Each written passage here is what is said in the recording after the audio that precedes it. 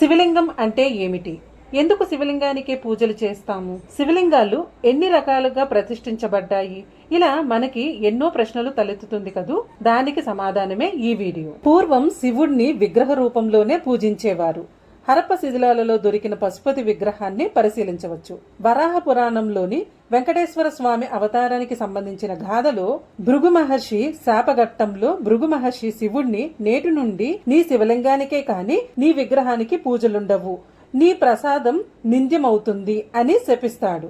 అంటే అంతకు ముందు విగ్రహానికి పూజలుండేవన్నమాట. శివలింగాన్ని శివుని ప్రతిరూపంగా భావించి పూజించే ఆచారం మాత్రం ప్రాచీనమైనదే. ఇది ఎప్పుడు ప్రారంభమైందో ఇప్పటిదాకా ఎవరూ ఖచ్చితంగా తేల్చలేదు. శివలింగం అంటే శివుని చిహ్నం. ఇది స్తూపాకార లేదా దీర్ఘ వృత్తాకారంగా ఉంటుంది. ఇది శివుని నిరాకార మరియు అనంత స్వభావాన్ని సూచిస్తుంది. శివలింగం అనే పదం 2 సంస్కృత పదాల నుండి ఉద్భవించింది.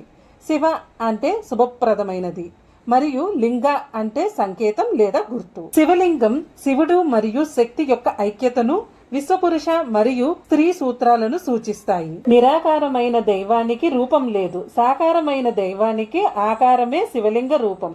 ప్రపంచంలో లింగం ఎన్నో రూపాల్లో ప్రజల గౌరవాన్ని పొందుతోంది. శివలింగంలో అంటే మనుషులు నిర్మించిన శివలింగంలో 3 భాగాలు ఉంటాయి. బ్రహ్మ భాగము భూమిలో, విష్ణు భాగము పీఠంలో, శివ భాగము మనకు కనిపించే పూజా భాగముగా శిల్పులు ఆగమ శాస్త్రాలలో సూచించిన విధముగా సరియైన రాతితో గాని ఇతర పదార్థాలతో నిర్మిస్తారు. శివలింగాలు ఎన్ని రకాలుగా ప్రతిష్ఠితమయ్యాయి? స్వయంభు లింగములు, స్వయముగా వాటంతట అవే వెలసినవి. దైవిక లింగములు, దేవతా ప్రతిష్ఠితాలు.